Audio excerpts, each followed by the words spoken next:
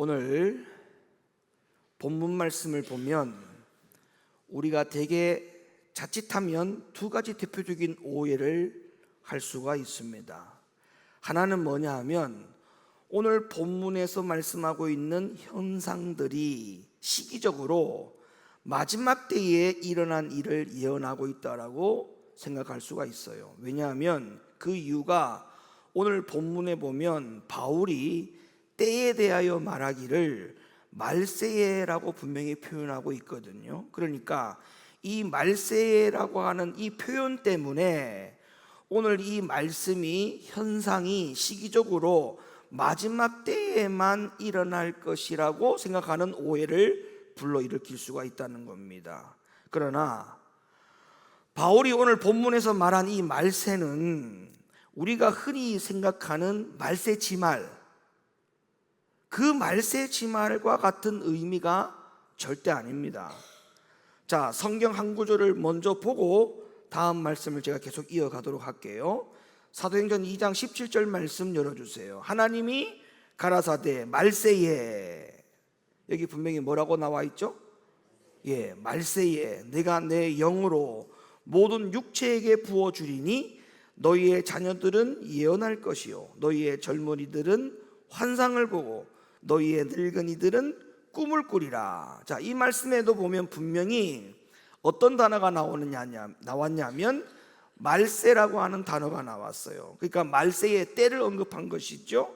그러면 이 말씀에서 과연 말세는 언제를 말하는 것이냐? 말세 지말을 말하는 것이냐? 아닙니다. 여기에서 말씀하고 있는 이 말세라고 하는 것은 바로 오순절 날을 말하는 거예요. 그렇다면 예수님이 이 땅에 오시고 그 다음에 죽으시고 그 다음에 부활하신 이후에 오순절 날이 왔지 않습니까? 그러니까 오순절 날부터의 말세니까, 그러면 말세라고 하는 이 단어에는 오늘 이 2024년도를 현 시점으로 해서 앞으로 더 차후에 일어나는 말세 지말의 시기를 말하는 게 아니고, 성경에서 말씀하고 있는 이 말세의 시작이 언제냐 하면 이 말세는 예수님이 죽으시고 이 땅에 오시고 죽으시고 부활하신 이후에 오순절에 성령이 임한 그날부터 예수님께서 아니면 바울이 우리에게 말세라고 하는 그 기간을 설정해 주셨다는 겁니다. 그러니까 마가의 다락방의 제자들에게 성령이 임하셨을 때 이미 때는 뭐였다? 말세가 시작되었다는 거예요. 그러니까 여러분, 말세가 이미 시작되었기 때문에 말세라고 할 때에 우리가 아직까지 멀었다, 에이 아직까지 뭐 그러려고, 이런 안이한 생각을 절대 하면 안 됩니다. 왜냐하면 말세의 시작이 이미 언제부터 시작이 되었다고요? 그래요, 오순절에 성령의 마가의 다락방에 성령이 임하신 이후부터 이미 말세는 시작되었기 때문에 그때부터 시기가 시작되었다면 지금 이 시대까지 말세는 이미 굉장한 시간이 지나가고 있다라고 여러분들이 여기셔야 되죠. 히브리 1장 1절 말씀, 옛적의 선지자들로 여러 부분과 여러 모양으로 우리 조상들에게 말씀하신 하나님이 이 모든 날 마지막에 아들로 우리에게 말씀하셨으니 이 아들을 만유의 후사로 세우시고 또 저로 말미암아 모든 세계를 지으셨다. 예수님을 이 땅에 보내실 때에 언제 보내셨느냐? 마지막에 아들로 보냈다. 그러니까 2000년 전에 이 땅에 오신 그 예수가 우리에게 보내진 마지막 하나님의 아들이셨어요. 베드로전서 1장 20절, 그는 창세전부터 미리 알리신 바 된 자나 이 말세에 너희를 위하여 나타내신 바 되었다. 그러니까 이처럼 말세라고 하는 것은 사실상 예수님이 이 땅에 오신 초림 때부터 말세가 이미 시작되었다는 것을 우리는 성경을 통해서 분명히 알 수 있는 대목이죠. 그러니까 이 성경에서 말씀하고 있는 말세라고 하는 단어가 나올 때마다 여러분들은 분명히 인지하시기를, 오늘 이 시간부터의 말세 지말에 이르는 그 시기를 여러분들이 생각할 것이 아니라 이미 말세는 시작되었다, 이렇게 여러분들이 인지하시고 신앙생활을 하셨으면 좋겠어요. 그러니까 정확하게 말세라고 하는 시기는 언제냐? 예수님의 초림의 시간부터 예수님이 이 땅에 다시 오시는 재림의 시간까지가 모든 기간이 다 뭐예요? 말세예요. 말세. 고린도전서 10장 11절 말씀, 말세에 대한 말씀을 계속 볼게요. 저희에게 당한 이런 일이 거울이 되고 또한 말세를 만난. 그러면 이 말세는 언제부터 언제까지예요? 예수님이 오신 그날부터 예수님이 다시 오시는 재림 시간까지의 모든 기간을 말하는 거예요. 그러니까 경계하라. 이 말세에 만난 너희가 경계하라. 말세를 만났어요. 맞죠? 예수님의 초림 시간 때부터 예수님의 재림 시간까지 우리 안에 있는 거니까 우리가 지금 말세를 만난 거예요. 이 말세를 만난 우리에게 지금 이 말씀을 하고 있는 거예요. 오늘 이 자리에 앉아있는 여러분들에게 지금 주님이 이 말씀이 해당자가 된다라고 말하고 있어요. 해당자가 된다. 야고보 5장 3절, 너희 금과 은은 녹이 쓸었으니 이 녹이 너희에게 증거가 되며 불같이 너희 살을 먹으리라. 너희가 말세에 재물을 쌓았도다. 자, 이 말세도 마찬가지예요. 우리가 지금 이 말세 기간 안에 들어있지 않습니까? 우리에게 지금 하시는 말씀이에요. 우리에게 지금 하시는 말씀이라고요. 그러니까 바울과 사도들이 이 글을 쓸 당시에 이미 때가 뭐였다고요? 말세였어요. 말세. 지금도 말세가 이어지고 있고요. 그래서 이 말세라고 하는 단어가 우리와 절대 무관하다라고 생각해서 될 일입니까? 안 될 일입니까? 절대 안 됩니다. 절대 안 됩니다. 그러니까 종말론적인 주의에 빠져 있는 자들이 지금 가장 큰 심각한 게 뭐냐 하면 말세 치마를 말세라고 생각하니까 문제가 된 거예요. 사실은 우리는 이미 말세가 시작되었는데 말세 치마에 종말을 준비하니까 이게 문제가 되는 거예요. 그러니까 어떤 생각을 합니까? 뭐 주님이 앞으로 오실 건데 예를 들어서 돈도 볼 필요가 더 이상 볼 필요가 없다. 직장 나갈 필요 없다. 학교 다닐 필요가 없다. 이게 전부 다 잘못된 종말론주의자죠. 그거는 말세치마를 준비하는 거예요. 말세치마. 근데 성경에서 말하는 말세는 말세치마를 위한 말세가 아니거든요. 예수님의 초림 때부터 예수님의 재림의 모든 기간이 말세 기간 안에 들어가기 때문에 우리는 이 예수님과 사도와 바울이 말했던 말세에 경계하라고 하는 이 말씀이 우리 모두에게 해당된다는 사실, 그걸 여러분이 분명히 명심해 주셨으면 좋겠습니다. 제가 서두에 이 말씀을 할 때에 이 성경의 본문에 표현되어 있는 이 말세라고 하는 단어 때문에 두 가지 오해를 한다고 했는데, 두 번째 오해가 또 뭐냐 하면 바울이 오늘 본문에 디모데후서 3장 1절로부터 8절에서 말세의 때에 일어나게 될 악한 일들을 쭉 열거를 해놨어요. 맞지요? 자, 오늘 본문 말씀 다시 열어보세요. 네가 이것을 알라. 말세에 고통하는 때가 이르니. 말세에 예수님이 초림 때부터 예수님의 재림하는 모든 기간 안에 있는 이 말세에 많은 사람들이 어떠한 악한 일들에 대하여 빠져 있느냐. 잘 보세요. 사람들은 자기를 사랑하며 돈을 사랑하며 자긍하며 교만하며 회방하며 부모를 거역하며 감사치 아니하며 거룩하지 아니하며 무정하며 원통함을 풀지 아니하며 참소하며 절제하지 못하오며 사나우며 선한 것을 좋아 아니하며 배반하여 팔며 조급하며 자고하며 쾌락을 사랑하기를 하나님 사랑하는 것보다 더하며 경건의 모양은 있으나 경건의 능력은 부인하는 자니 이 같은 자들에게서 네가 돌아서라. 그런데 이 지독한 악한 행위들이 교회가 아니라 절대적으로 교회 밖의 세상에서 일어나게 될 거라고 하는 착각, 오해, 이게 가장 교회 안에 큰 문제라는 겁니다. 여기에 지금 말세에 해당되는 모든 악한 행위들, 이 행위들이 교회 안에서는 절대 상관이 없고 교회 밖의 사람들하고만 관계가 있는, 연관이 있는, 더 심지어 더 나아가서는 이건 나하고는 아무런 상관이 없다라고 여겨지는 이러한 생각 자체가 큰 오류요, 큰 문제가 아닐 수가 없는 겁니다. 지금 바울이 여기서 악한 행위들을 하고 있는 사람들이 누구라고 가리키고 있는지를 분명히 보셔야 돼요. 자, 충격적인 사실이겠지만 지금 이런 악한 행위들, 말세 기간 안에 이러한 악한 행위들을 하는, 다시 말하면 결론적으로 경건의 모양은 있으나 경건의 능력이 없는, 이 말은 무슨 말이에요? 그냥 무늬만, 껍데기만 예수 믿는 사람, 무늬만 껍데기만 교회 다니는 사람, 이런 사람을 가리켜서 경건의 모양은 있으나 경건의 능력이 없다라고 지금 바울이 표현하고 있는 것이거든요. 그러니까 이게 지금 말세 기간 안에 교회 안에 있는 사람들에게는 아무런 상관이 없고 이거는 무관하다 이렇게 생각하는 것이 큰 오류라는 것인데, 충격적이겠지만 이들은 바로 교회 안에 있는 자들을 가리켜서 말하고 있는 거예요. 교회 안에 있는 자들을 지금 가리키는 거예요, 바울이. 예배에 참석하고 성경책 들고 다니고 교회 와서 기도하고 헌금하고 봉사하죠.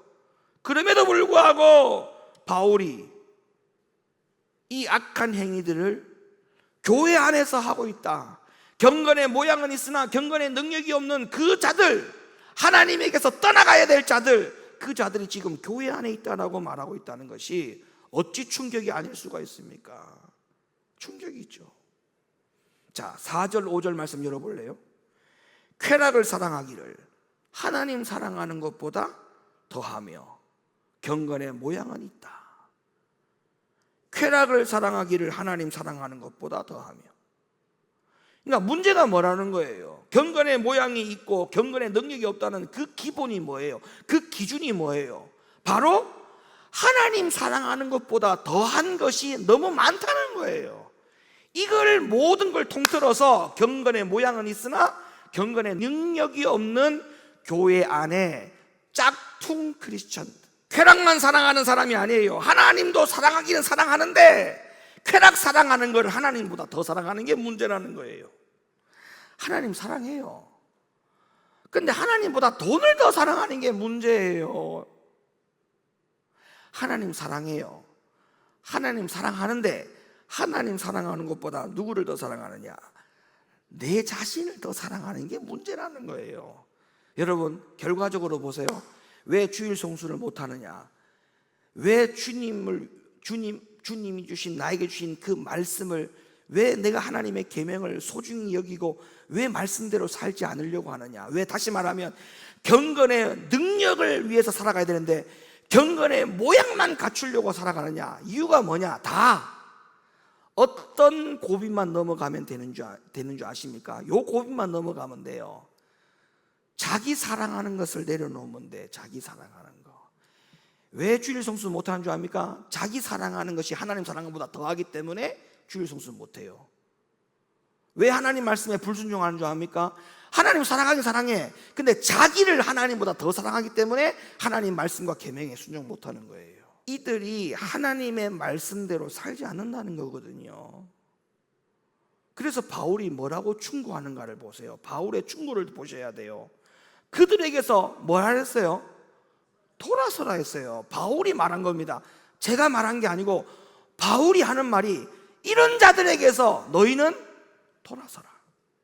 4절 5절, 배반하여 팔며 조급하며 자고하며 쾌락을 사랑하기를 하나님 사랑하는 것보다 더하며 경건의 모양은 있으나 경건의 능력은 부인하는 자니 이 같은 자들에게서 네가 돌아서라. 그러면 여러분, 경건의 모양만 갖추는 것 대해서부터 돌아서서 경건의 능력을 갖추는 것으로 가라, 이 말이잖아요. 여러분, 이게 뭡니까? 영적 병을 고치는 거지요. 여러분, 우리가 아무리 이 병원 저 병원 다녀도 가장 좋은 병원은 어떤 병원이냐? 사람들의 소문에 의한 병원이 좋은 병원이 아니에요. 내가 직접 그 병원에 가서 내 병을 고쳐준 병원이 최고의 병원인 거예요. 안 맞아요? 아니, 아무리 어떤 사람이 서울대학이 좋고 연세대학 병원이 좋다 해봐. 거기 갔는데도 불구하고 내 병을 못 고쳐. 근데 다른 사람들은 고쳤대. 근데 본인은 병을 못 고쳤는데, 야, 그 병원 진짜 좋습니다 라고 동의가 되느냐? 절대 동의가 안 되죠. 왜? 내 병을 못 고쳤는데 무슨 동의가 됩니까? 그러나 남들은 아무리 그 서울대 병원이 안 좋다 하더라도 내 병이 고쳐지면 누가 뭐라 해도 목에 칼이 들어와도 그 병은 최고라고 말합니다.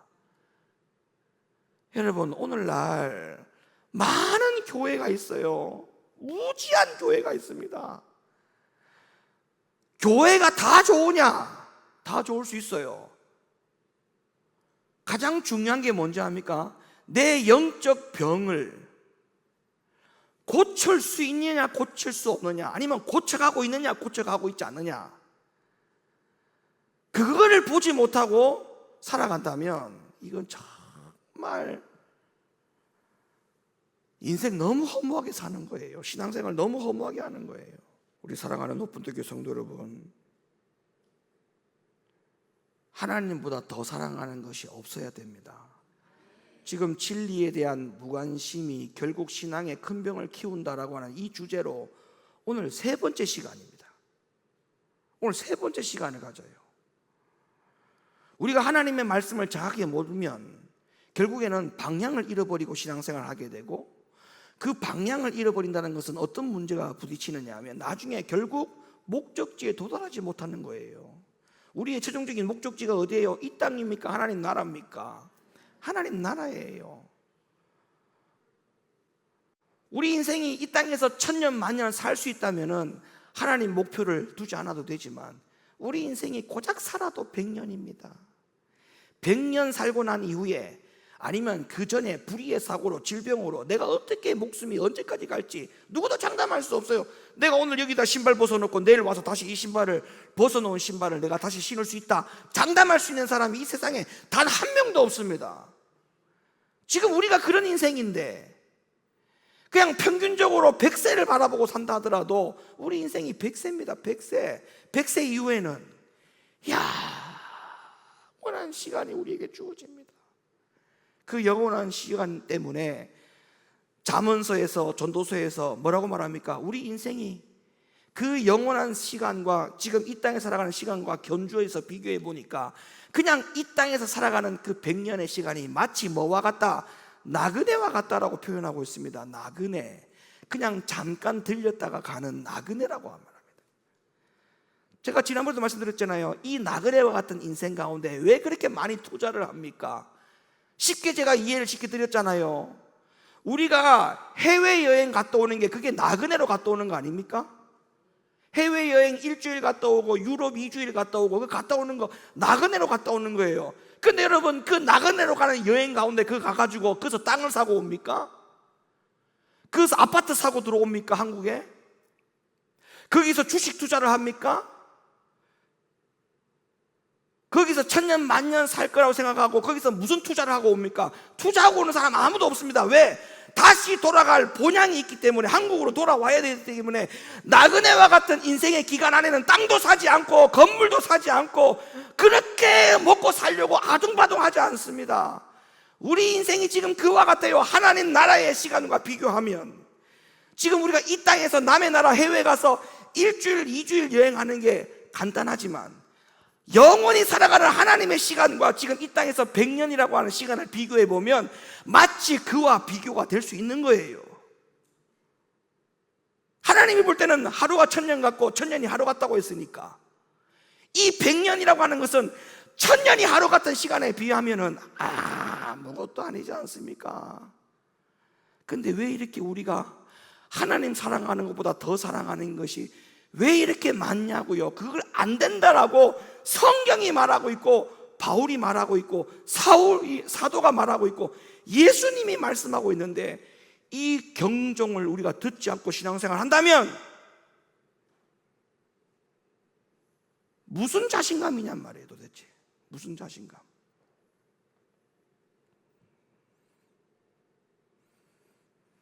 요한복음 14장 15절 말씀 열어주세요. 너희가 나를 사랑하면 나의 계명을 지켜라. 21절, 나의 계명을 지키는 자라야 나를 사랑하는 자니 나를 사랑하는 자는 내 아버지께 사랑을 받을 것이요 나도 그를 사랑하여 그에게 나를 나타내리라. 23절, 예수께서 대답하여 가라사대 이르시되 사람이 나를 사랑하면 내 말을 지키리니. 24절 시작. 이거 누가 한 말씀이에요? 전부 다 예수님이 직접 말씀하신 거예요. 그러면 이 말씀의 내용을 한번 보세요. 경건의 모양 갖추라는 겁니까? 경건의 능력을 갖추라는 거예요. 그래요. 경건의 능력 갖추는 방향으로 가라는 거예요. 이 같은 자들에게서 돌아서라. 돌아서서 예수님이 하신 말씀처럼 네가 나를 사랑하면 예 사랑합니다 라고 하는 것만 하면 안 된다는 거예요. 이거는 경건의 모양을 갖추는 거예요. 여기서 돌아서라는 거예요. 예 주님 사랑합니다, 예 하나님 사랑합니다, 이것만 하지 말고 네가 나를 사랑하면 내 계명 지켜라, 내 말을 지켜라. 그것이 바로 뭐예요? 이 같은 자에게서 돌아서서 주님이 말씀하신 계명 지켜서 주님 사랑하는 것으로 돌아서라. 이게 성경입니다. 성경이에요.